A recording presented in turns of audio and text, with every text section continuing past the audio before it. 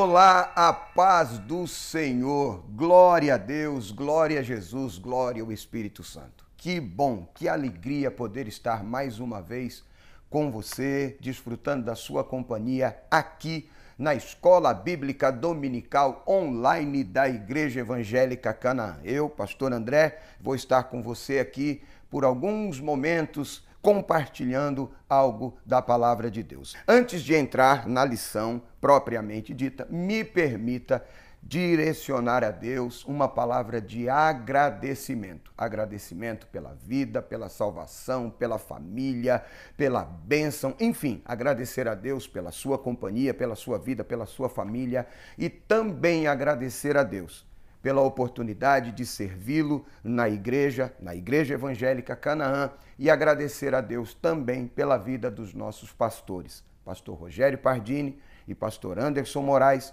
estendendo este agradecimento e um abraço a todo o ministério da Igreja Evangélica Canaã, tá bom? E antes também nós vamos fazer aqui uma palavra de oração. Nós vamos fazer uma oração e em seguida estaremos iniciando a nossa meditação de hoje, tá bom? Senhor Deus, em nome de Jesus, eu quero pedir a tua bênção sobre nós, sobre mim que estarei falando, sobre os teus filhos, meus amigos, meus irmãos que estarão acompanhando, que seja um tempo de aprendizado e edificação através da tua palavra para a glória do teu nome. Senhor, certo da tua bênção sobre nós, eu já te agradeço, em nome de Jesus. Amém e amém. Glória a Deus. Vamos lá então. Hoje nós estaremos meditando na lição de número 3, Acabe e o profeta Elias. Mas devemos lembrar que o tema durante todo esse trimestre, as próximas aulas todas, nós estaremos falando sobre o plano de Deus para a nação de Israel, ou o plano de Deus para Israel em meio à infidelidade da nação. Mais pormenorizadamente, nós vamos estudar sobre as correções e os ensinamentos divinos no período dos reis de Israel. Fazendo aqui, introduzindo um parêntese aqui, no período dos reis de Israel, mas também no período dos profetas de Israel, porque eles são figuras importantíssimas nesse contexto. Haja visto o tema da lição de hoje, Acabe e o profeta Elias, tá bom? Antes de fazer a leitura do texto áureo, alguém perguntou, pastor, mas nós somos igreja, não somos Israel. Estudar os reis, estudar os profetas. A lei e os profetas não passaram? Nós não estamos na graça? Sim, estamos na graça, mas somos pentecostais. Eu me dirijo especificamente, diretamente aos meus irmãos que professam a fé pentecostal. Para isso, vale aqui uma nota que eu vou ler e compartilhar com vocês, que por sinal está na contracapa da revista da Lição Bíblica da editora CPAD. O pentecostalismo atual e sua afinidade com os profetas. É inegável que o pentecostalismo possui grandes afinidades com os profetas bíblicos, como um movimento carismático, isto é, ou seja, que põe em relevo, em alta, em destaque, as atividades do Espírito Santo, o pentecostalismo vê nos dons, nos carismas, na maneira como o Espírito Santo atuava na vida dos profetas, esse elo identificador. Essa metodologia permite aos pentecostais ilustrar as ações do Espírito Santo no Novo Testamento à luz da narrativa sobre os profetas bíblicos no Antigo Testamento. Dessa forma, essas narrativas, ou as narrativas das atitudes de Elias e Eliseu no Reino do Norte, Israel, revelam as suas diversas ações e contém princípios e pressupostos teológicos que são fundamentais da teologia pentecostal, tá bom? Por isso, por causa desse elo de identificação com o movimento pentecostal, com a atuação do Espírito Santo na vida dos profetas no Antigo Testamento, é que estaremos durante esses 3 meses estudando esta lição. O plano de Deus para Israel em meio à infidelidade da nação e as correções e ensinamentos divinos no período dos reis de Israel e dos profetas. Tá bom? Tendo dito isto, vamos à lição. Acabe e o rei Elias. Texto áureo. O texto áureo está em Deuteronômio, capítulo de número 7, versículo de número 9. Diz assim: saberás, pois, que o Senhor, teu Deus, é Deus, o Deus fiel, que guarda o conserto e a misericórdia até 1000 gerações aos que o amam e guardam os seus mandamentos. Amém? Verdade prática. Deus é Pai de amor, bondade e misericórdia abundantes. Contudo, todo pecado e desobediência ao Senhor trazem consequências inevitáveis à vida humana. Me permita outro parêntese. Esta verdade é inconcebível para algumas pessoas nos nossos dias, simplesmente porque o conceito de amor hoje é distorcido. Porque hoje quem ama apoia, é cúmplice incondicional de todas as atitudes erradas e qualquer atitudes erradas cometidas por aquele a quem amamos. Porque se somos contrários, se repreendemos, se não aceitamos, logo não amamos. E aí transferimos isso para o relacionamento com Deus, acreditando que pelo fato de Deus ter misericórdia e de Jesus ter nos trazido a graça e manifestado a graça, logo Ele me ama do jeito que eu sou, ponto e acabou. Me permita dizer, Ele te ama do jeito que você é, mas Ele te ama muito a ponto de não permitir que você continue sendo como você é. Pense nisso, tá bom? Então vamos lá. Leitura bíblica em classe. Nós iremos ler 3 porções de 3 capítulos do primeiro livro dos Reis. Nós iremos ler capítulo 16, versos 29 e 30, capítulo 17, do verso 1 ao verso 7, e capítulo 18, do verso 17 ao verso 21. Vamos à leitura? Vamos lá. Capítulo 16, verso 29. Acabe, filho de Onri, começou a reinar sobre Israel no ano 38º de Asa, rei de Judá. E reinou Acabe, filho de Onri, sobre Israel em Samaria 22 anos. E fez Acabe, filho de Onri, o que era mal aos olhos do Senhor. Vírgula, detalhe para essa leitura. Mais do que todos os que foram antes. Eu vou repetir o verso 30. E Acabe, filho de Onri, fez o que era mal aos olhos do Senhor, mais do que todos os que foram antes dele. Capítulo 17, verso 1.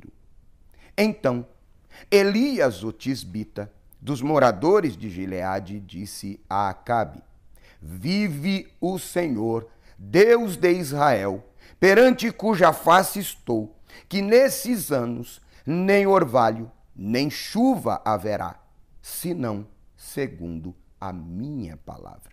Depois veio a palavra do Senhor dizendo: vai-te e vira-te para o oriente e esconde-te junto ao ribeiro de Querite, que está diante do Jordão. E há de ser que beberás do ribeiro, e eu tenho ordenado aos corvos que ali te sustentem. Foi, pois, e fez conforme a palavra do Senhor, porque foi e habitou junto ao ribeiro de Querite, que está diante do Jordão. Verso 6. E os corvos lhe traziam pão e carne pela manhã, como também pão e carne à noite, e bebia do ribeiro.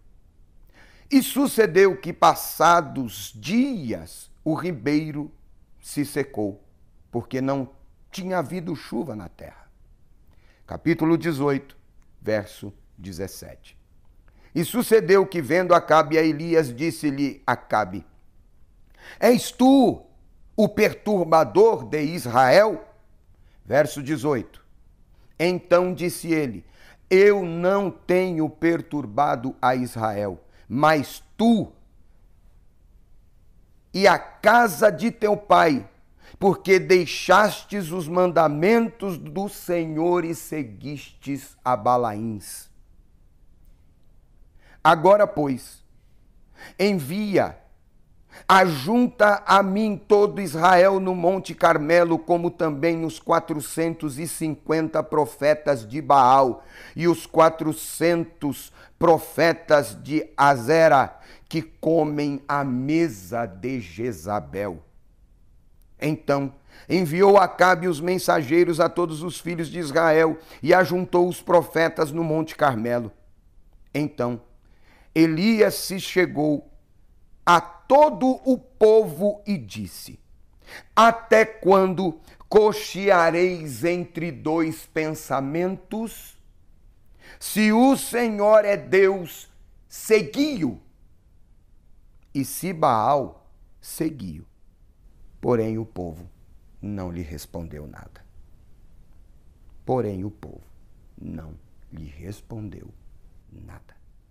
O objetivo geral dessa lição: asseverar, confirmar, mostrar que todo pecado gera uma consequência. Toda ação gera uma reação de igual ou maior proporção. Todos os atos têm consequências. Tá bom?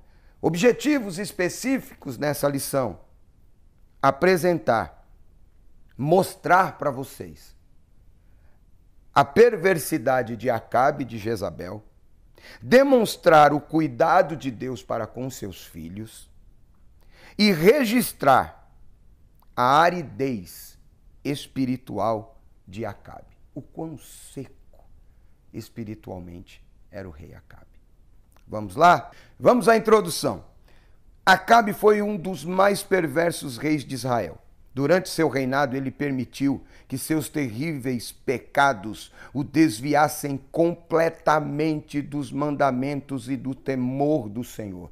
Como nós lemos no capítulo 16, no verso 30 da leitura bíblica em classe, ele foi o pior de todos antes dele. Não teve um rei tão complicado como teve Acabe, que cometeu tantas maldades, tantas idolatrias, tantos desmandos como foi o rei Acabe. Isso por conta de um traço seu de caráter, de personalidade? Sim. Por estar e viver e ter vivido uma vida afastado de Deus e da palavra de Deus? Sim. Mas também por ter se aliançado, se casado com Jezabel, tá? Um casamento a princípio por interesses e causas políticas, mas que trouxe gravíssimos prejuízos na vida espiritual, não só dele, mas de toda a nação, de todo Israel, de todo o reino do norte. Tá bom? Além da desobediência já instalada em seu coração, aqui, ó, casou-se com Jezabel, que o introduziu nos caminhos de morte.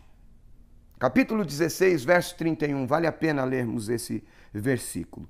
E sucedeu que, como se fizera coisa leve andar nos pecados de Jeroboão, filho de Nabate, ainda tomou por mulher Jezabel, filha de Etibaal, rei dos Sidônios, e foi e serviu a Baal e se curvou diante dele.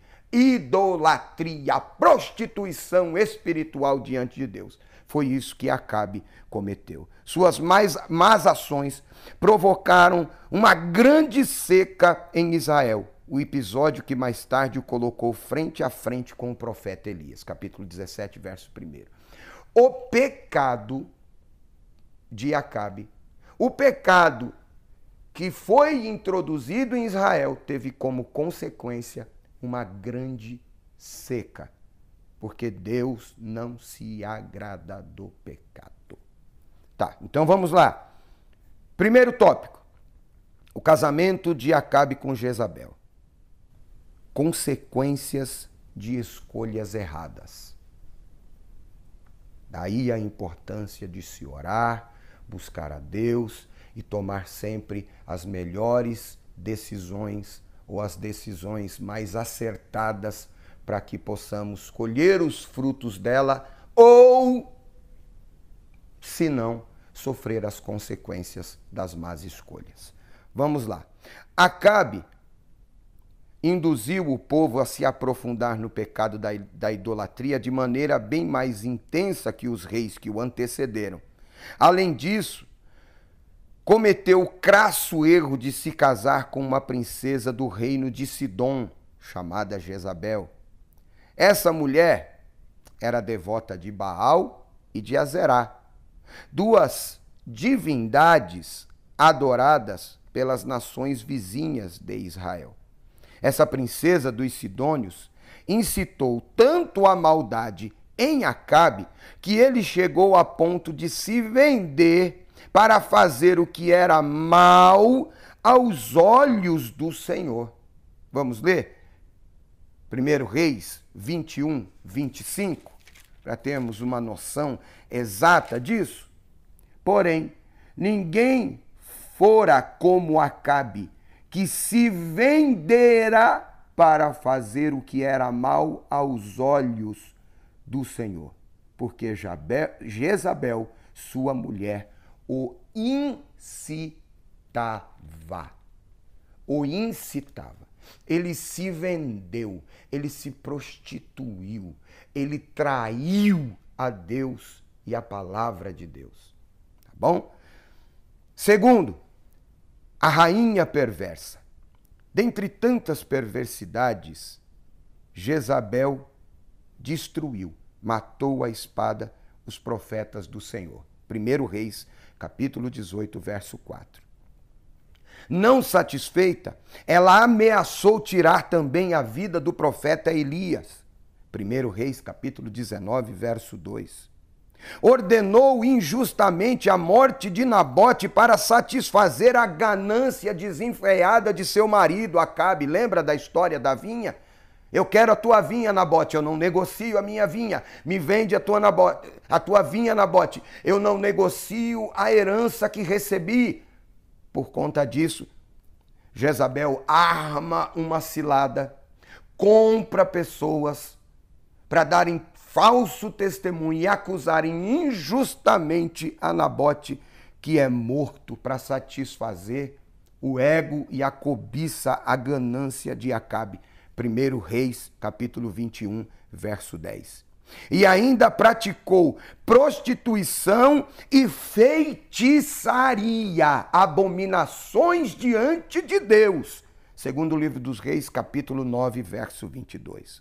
O trágico fim de Jezabel foi profetizado por Elias. O homem de Deus disse que ela não seria sepultada, mas os cães a devorariam, pois sua maldade e abominação contrariaram a justiça divina. 1 Reis, capítulo 21, do verso 23 ao 27. Você leia depois na sua casa.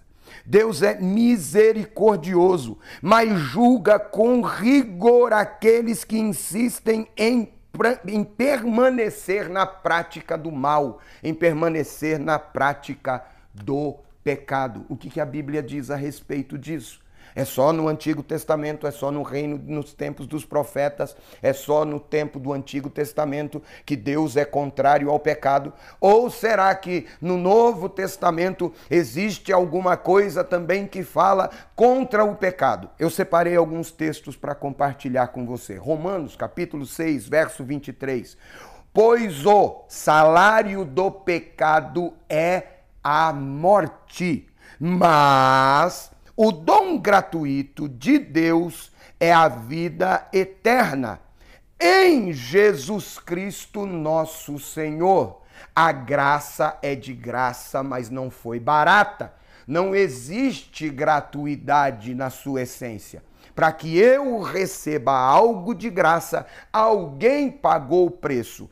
Neste caso, Cristo pagou o preço da minha salvação, da sua salvação, da nossa libertação, do nosso resgate. Por isso o texto diz: o dom gratuito de Deus é a vida eterna em Cristo Jesus, nosso Senhor. Outro texto para você. Porque foi Paulo que disse, não foi Jesus que disse, né? Então, vamos aqui. João, capítulo 8, verso 34, palavras de Jesus. Está escrito: Jesus respondeu: digo a vocês a verdade. Qual verdade é essa? Todo aquele que vive pecando é escravo do pecado. 1 de João, capítulo 3, verso 8. Aquele que pratica pecado é do diabo, porque o diabo vem pecando desde o princípio. Mas para isso o Filho de Deus se manifestou, para destruir as obras do diabo. 1 de João, capítulo 1 e verso de número 9. Se confessarmos os nossos pecados, Ele é fiel e justo para nos perdoar os pecados e nos purificar de toda a injustiça. Entenda e grave isto na sua mente e no seu coração. Deus, Jesus, ama o pecador, mas rejeita o pecado. Por isso também está escrito em Provérbios 28, versículo 13, o que encobre as suas transgressões nunca prosperará, mas o que confessa e deixa alcançará misericórdia. Tá? Nunca se esqueça disso. Chegamos ao final do primeiro tópico e a síntese deste tópico é: Deus é rico em misericórdia, porém pode ser impiedoso contra aqueles que perseveram em se manter na prática do mal. Entenda o que nós estamos estudando aqui. Não é porque cometeu um pecado, um ato isolado, num momento de falta de prudência, no momento de imprudência, no momento de falta de vigilância, no momento de descuido, no momento de distração, no momento de revolta, no momento de tristeza, no momento de angústia, no momento de medo. Não. É viver uma vida continuadamente no pecado e usando como desculpa o seguinte: Deus me aceita como eu sou. Já falei disso no começo, mas vou repetir. Ele te ama e te aceita do jeito que você é, mas te ama tanto que é incapaz de deixar que você continue sendo quem você é, porque senão as tuas próprias atitudes vão te levar a passos largos para o inferno e a perdição. Tá bom? Vamos continuar aqui. Vamos para o segundo tópico. Elias prevê a grande seca. É o segundo tópico. Isso mostra a intervenção divina. Quando Elias profetiza esta grande seca, junto com a mensagem da grande seca, Elias está dizendo: Deus não está se agradando. Deus não está suportando esta prática continuada de pecado e abominações e idolatrias diante da sua presença. Antes de continuar, idolatria, o que é idolatria? Formas de idolatria apresentadas na Bíblia. Me permita compartilhar isso com vocês.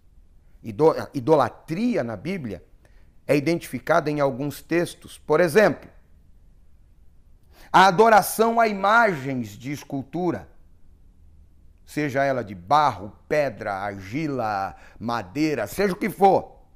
Isso está em Isaías 44, 17. O oferecimento de sacrifícios, de ofertas a imagens feitas por mãos de homens. Salmo 106, verso 38. A adoração a falsos deuses, falsas divindades criadas pelos homens. Isso é idolatria. Deuteronômio, capítulo 30, verso 17 e Salmo 81, verso 9. O serviço prestado a estas divindades é idolatria. Deuteronômio 7, verso 4. O temor a essas divindades, outras divindades, falsas divindades, o temor a elas é idolatria, segundo a Bíblia, segundo Reis 17, 35. A adoração ao verdadeiro Deus, mas por meio de alguma imagem, também é idolatria, porque ninguém o viu. Deus é espírito, Jesus disse, e convém que aquele que o adore assim, em espírito e em verdade. Por quê? Porque Deus é espírito, e convém que aquele que o adore assim, em espírito. Então, isso está em Êxodo, capítulo 32, verso 46, Salmo de número 10, verso de número 6, verso 18 e verso 20. Adoração a demônios é idolatria. Mateus, capítulo 4, versos 8 e 10, e também 1 Coríntios, capítulo 10, verso 20. Manter ídolos no coração. Ídolos no coração. Isso é idolatria. Porque tem gente que não tem imagem de escultura em casa, mas ele idolatra pessoas e coisas, e isso está no coração. E vale uma reflexão aqui.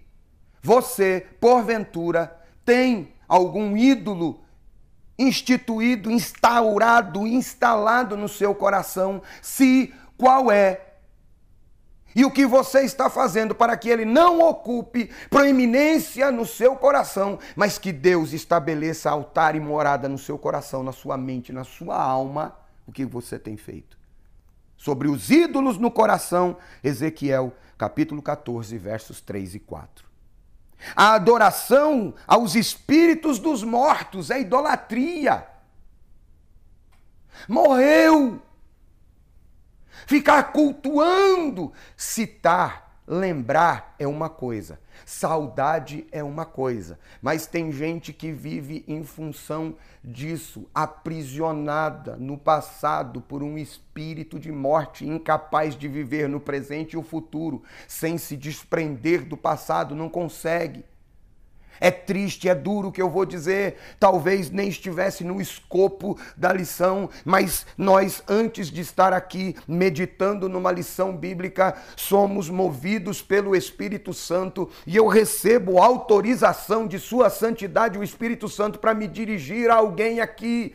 Você amava, o luto é compreensível, mas morreu, a vida continua. Abre aquele quarto que tem servido como um santuário, onde a memória do morto é cultuada. Em nome de Jesus, se liberte disso. Doe essas roupas, doe esses objetos. A vida segue. Se você o ama, se você o amou, se você era amado, a vida continua, a vida segue. Em nome do Senhor, seja liberto e liberta disso em nome de Jesus. Eu entendo a tua dor, eu passei pela mesma. Eu perdi meu pai, perdi meu irmão de uma forma violenta, numa morte drástica, doeu, machucou, mas eu entendi que eu preciso continuar vivendo.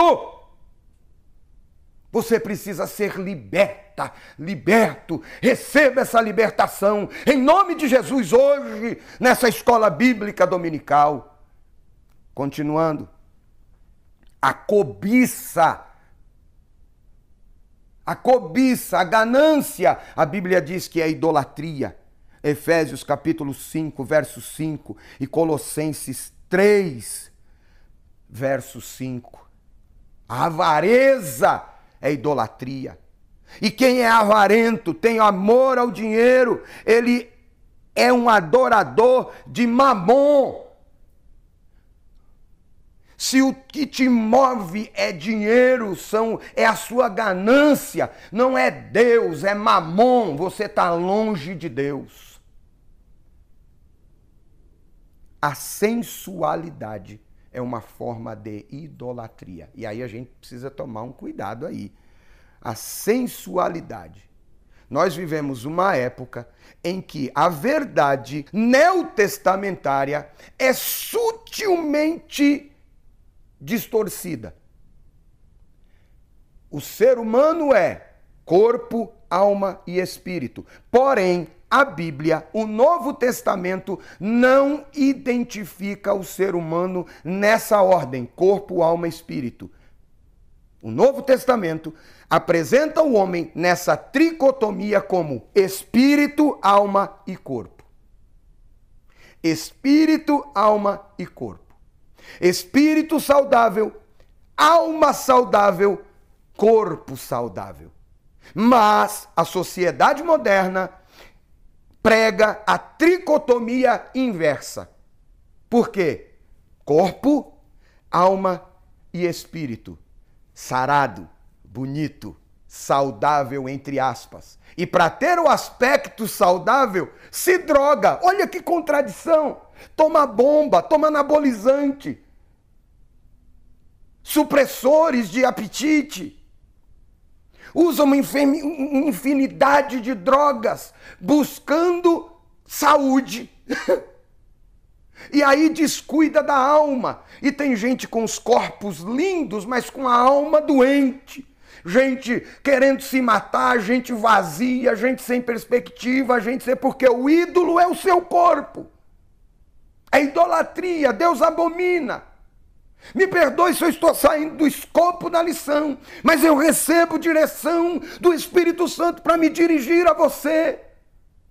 Porque nós, durante o período da pandemia, os pastores, precisamos ir muito, e graças a Deus que contamos sempre com a presença do Espírito Santo para nos ajudar a aconselhar pessoas, dezenas de pessoas, que o corpo lindo, mas a alma vazia, doente, apodrecida, necrosada, porque as emoções estão destruídas, espiritualmente falido, espiritualmente nunca se desenvolveu, mas o corpo é lindo, o rosto é lindo, mas vazio de conteúdo e de espiritualidade.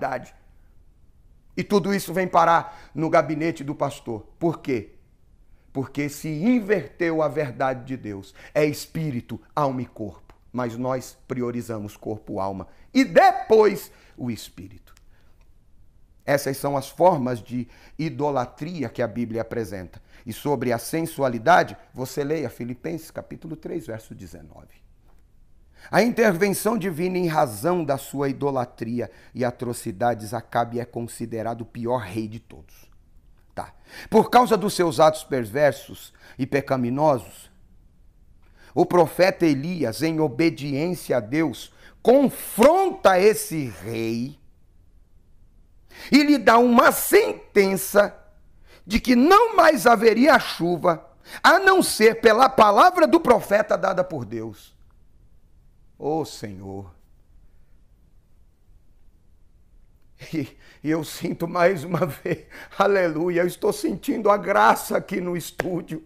Eu sinto o poder de Deus aqui conosco no estúdio.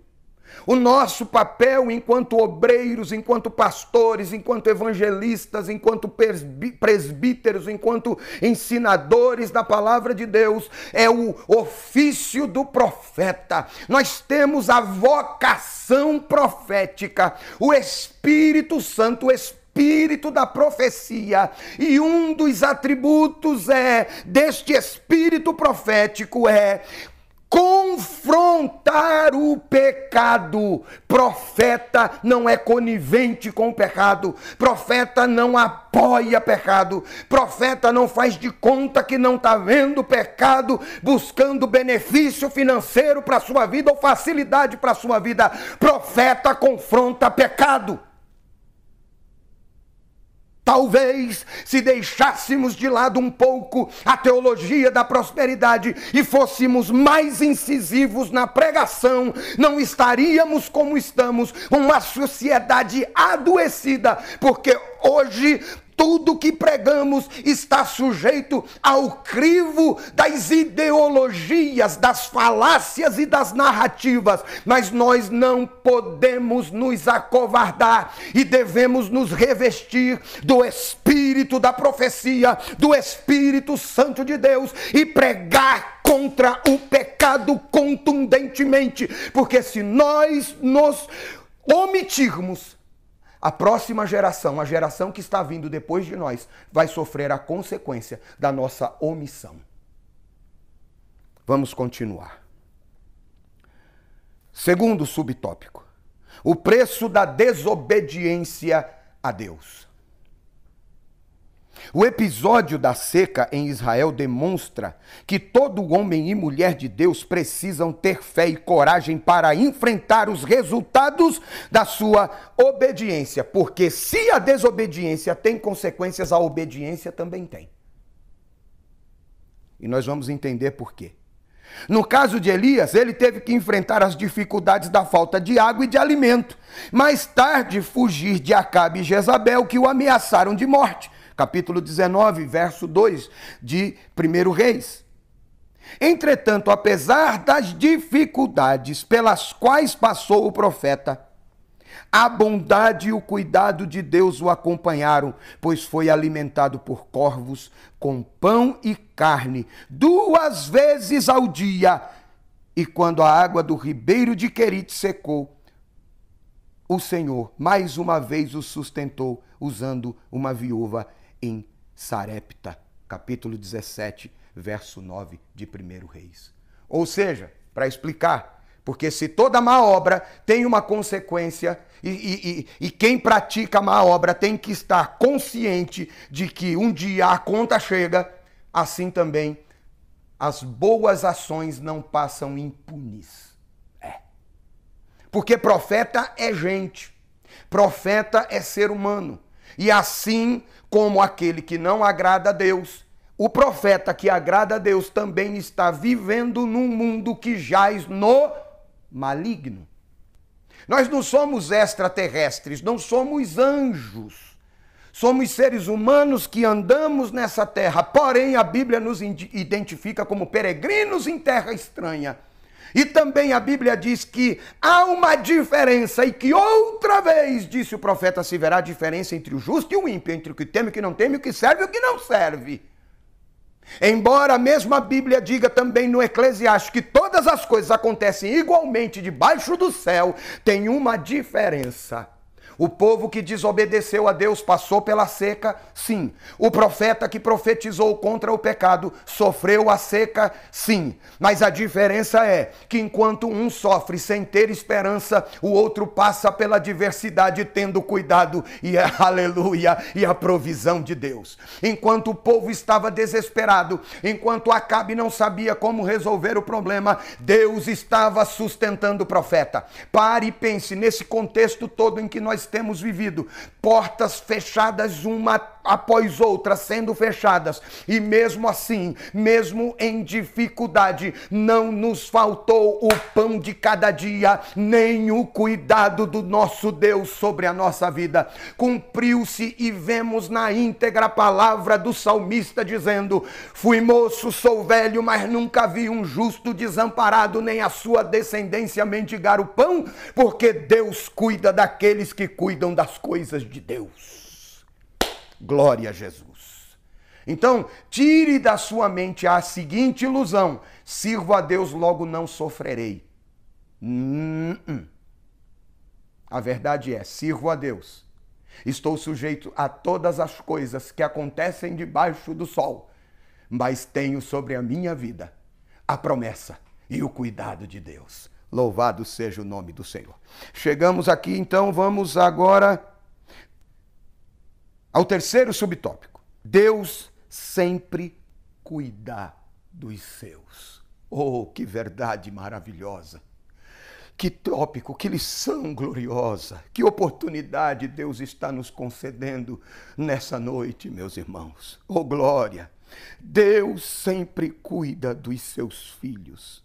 Na casa da viúva, Elias realizou o milagre da multiplicação da farinha e do azeite. Aleluia! A mulher argumentou que dispunha apenas de uma pequena quantidade desses ingredientes para alimentar a si e ao seu filho.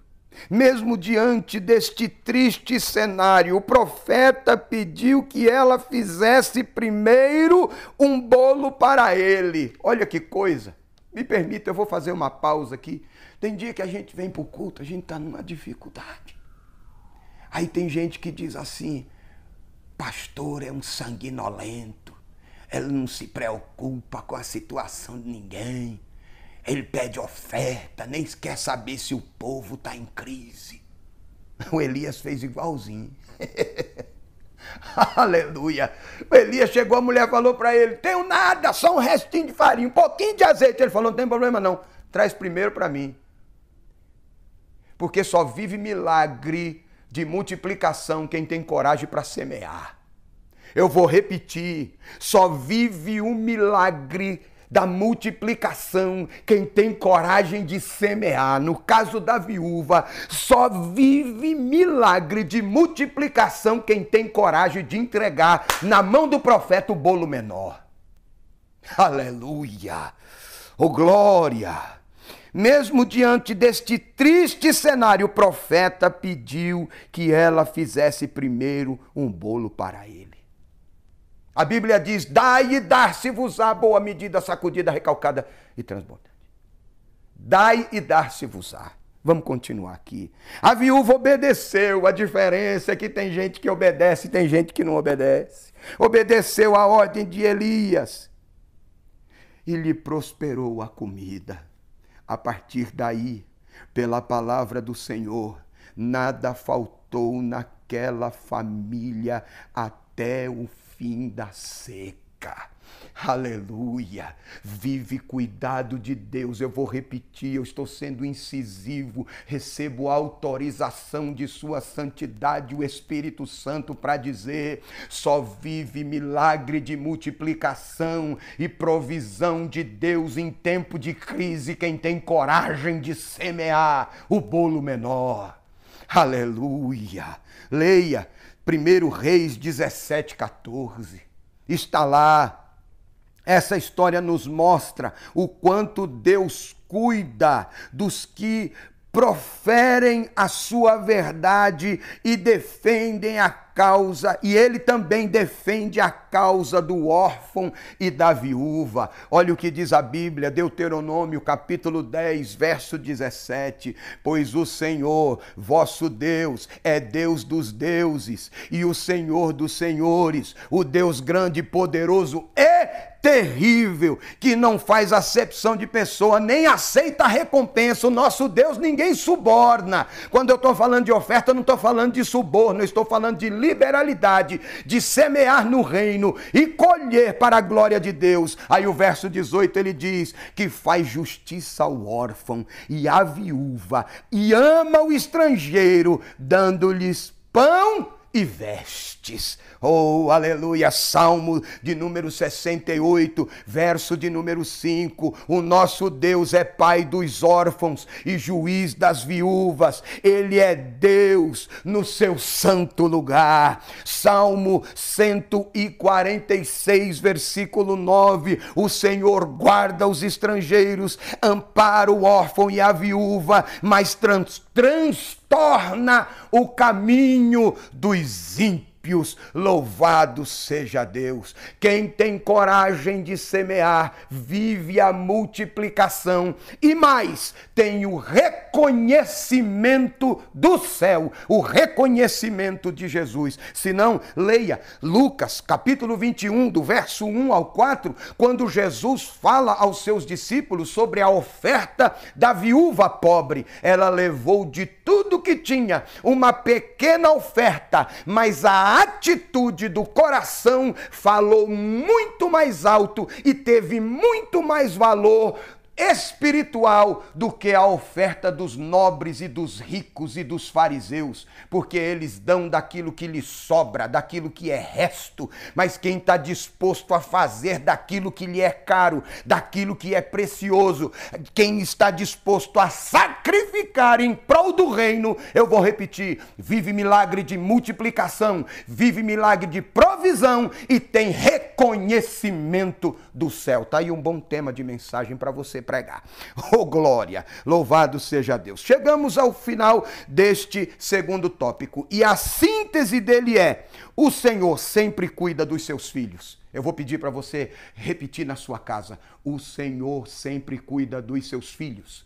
O Senhor sempre cuida dos seus filhos. Se você é filho, pode bater no peito e dizer: o Senhor cuida de mim, porque Ele cuida. Não importa quão difícil seja o caminho, Deus suprirá todas as suas necessidades. Receba esta palavra como profecia sobre a sua vida, em nome de Jesus. Amém? Vamos ao terceiro e último tópico desta lição. Um coração endurecido. O encontro de Elias com Acabe. A idolatria e a insistente desobediência do rei de Israel provocaram da parte de Deus uma grande seca que durou muito tempo. Capítulo 17, verso 1. 1 Reis. A total falta de discernimento espiritual para perceber o que Deus estava fazendo através de Elias e a impossibilidade de se arrepender, mesmo com todas as evidências de que ele era culpado de todos os males que estavam acontecendo, fizeram com que as consequências fossem ainda mais graves sobre Israel, sobre a nação. A primeira palavra que o rei dirigiu a Elias foi de acusação. És tu perturbador de Israel? Ponto. Você já parou para falar com alguém que está vivendo errado, vivendo uma vida de pecado? E aí quando você vai corrigir ele, a primeira coisa que ele faz é dizer assim: quem é você para dizer? Ele quer inverter. Ele sempre tem uma palavra para te acusar. Por isso que a Bíblia diz que convém ao obreiro ser alguém que não possa ser acusado por ninguém. Porque se você gosta, por exemplo, foi assunto da outra lição que acabou há algumas semanas atrás.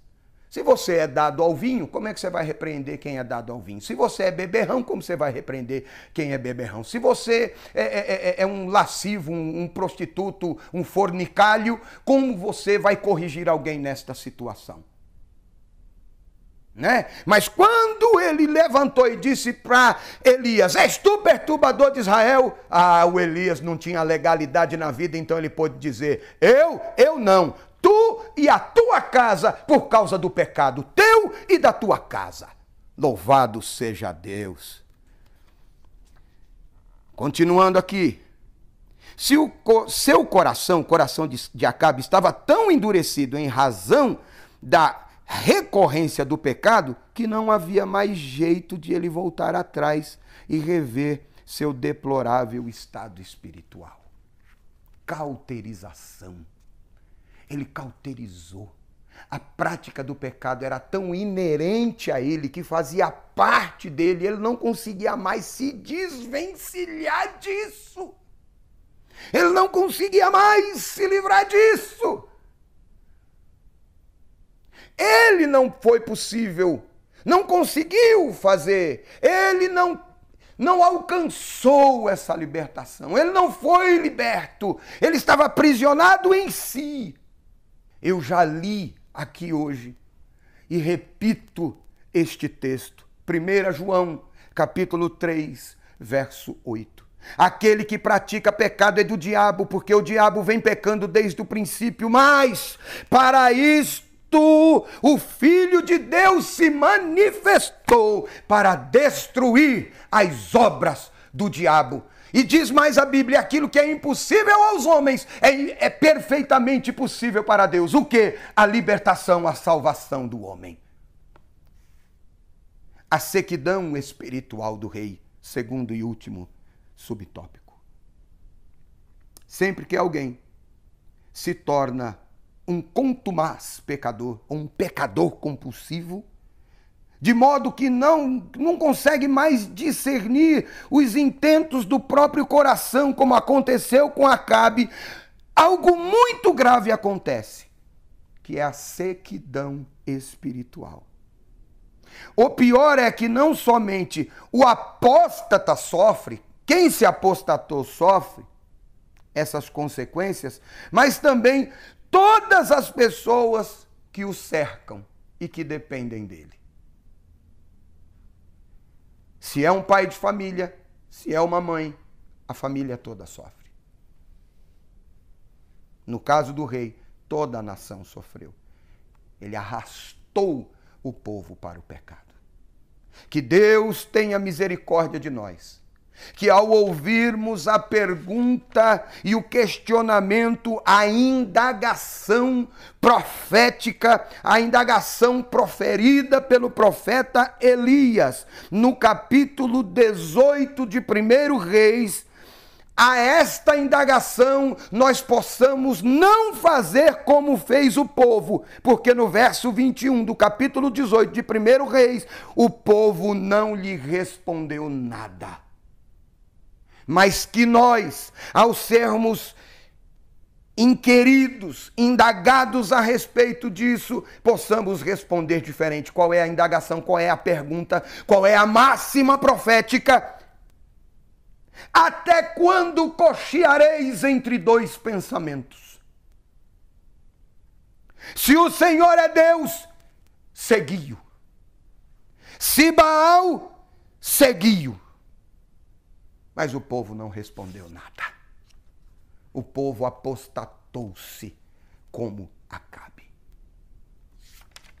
Chegamos então ao final deste tópico e a síntese é: a seca espiritual nos sobrevém quando atingimos o ápice da falta de comunhão com Deus.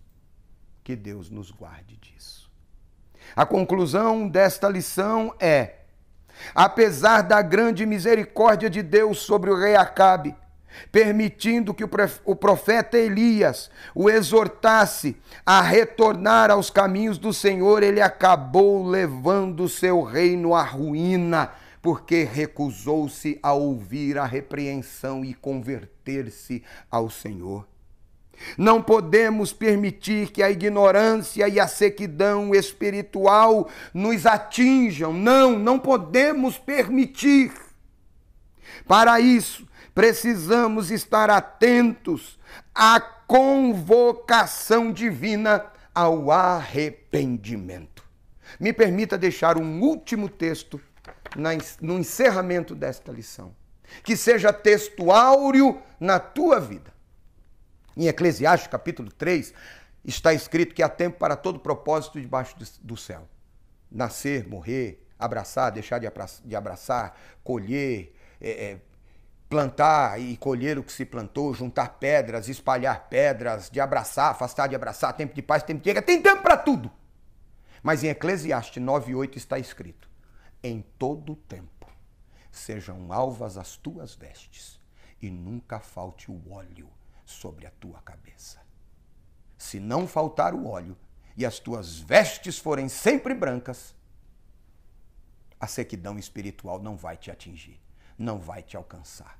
A unção do Espírito de Deus estará sobre a sua vida e você conseguirá ser sensível à voz de Deus. Amém? Glória a Deus. Chegamos ao término desta terceira lição. E o tema dessa terceira lição, Acabe e o profeta Elias. Esta lição está inserida no contexto da lição bíblica que é: o plano de Deus para Israel em meio à infidelidade da nação, as correções e os ensinamentos divinos no período dos reis de Israel e dos profetas de Israel. Que nós possamos entender essas lições e contextualizá-las para que vivamos uma vida diferente daquela que viveram esses reis que se afastaram de Deus. Amém? Que o Senhor te abençoe e te guarde, que o Senhor faça resplandecer o seu rosto sobre ti e tenha misericórdia de ti. Que o Senhor sobre ti levante o seu rosto e te dê a paz. A paz de Deus que excede todo o entendimento. Guarde sua mente, seu coração, seus sentimentos, suas emoções em Cristo Jesus. Até a próxima, permitindo Deus. Aqui na Escola Bíblica Dominical da Igreja Evangélica Canaã. Lembrando o seguinte, Igreja Evangélica Canaã, lugar de vitória. Deus abençoe. Até a próxima, permitindo Deus.